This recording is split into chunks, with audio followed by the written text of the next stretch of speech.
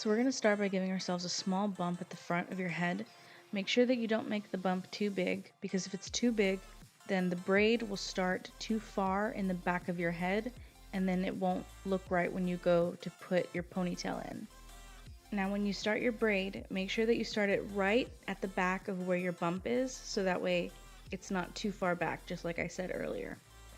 The braid is going to be an inverted braid, and then it's going to be braided like a French braid. So make sure that you know how to do a Dutch braid, which is also known as an inverted braid. If you don't know how to do that, there's a link in the description that has a tutorial to teach you how to do an inverted braid that's more in depth. Otherwise, you can try and just watch what my fingers are doing here, but I really recommend you learn how to do that first.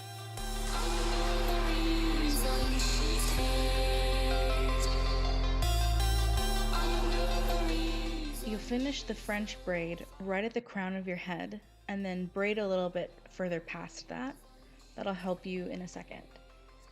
Then you're going to kind of move the braid out of your way so that you can brush the rest of your hair up into a ponytail.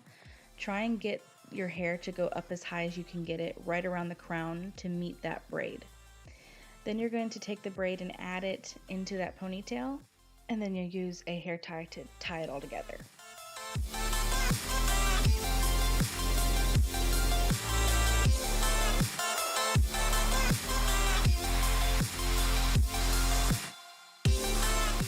And then once you have your ponytail and that little half braid secured, you can go ahead and remove the hair tie that you used to hold the braid together.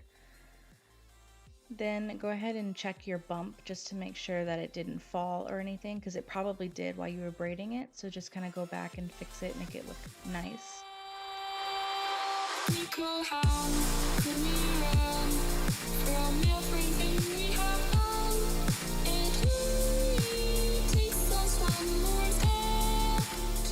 And then the final step is to curl your ponytail. Leave this step for last just because it'll help to make the braiding much easier for you.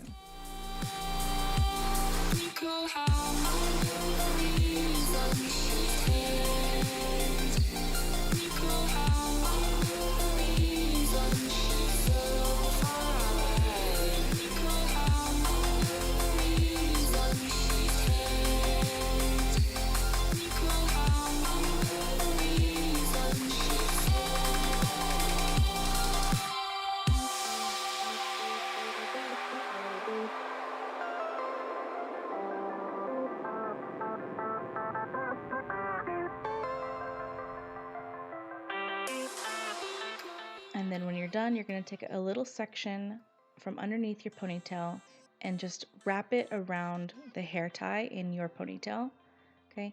And then you'll just pin it with some bobby pins to keep it from falling. And then that's it.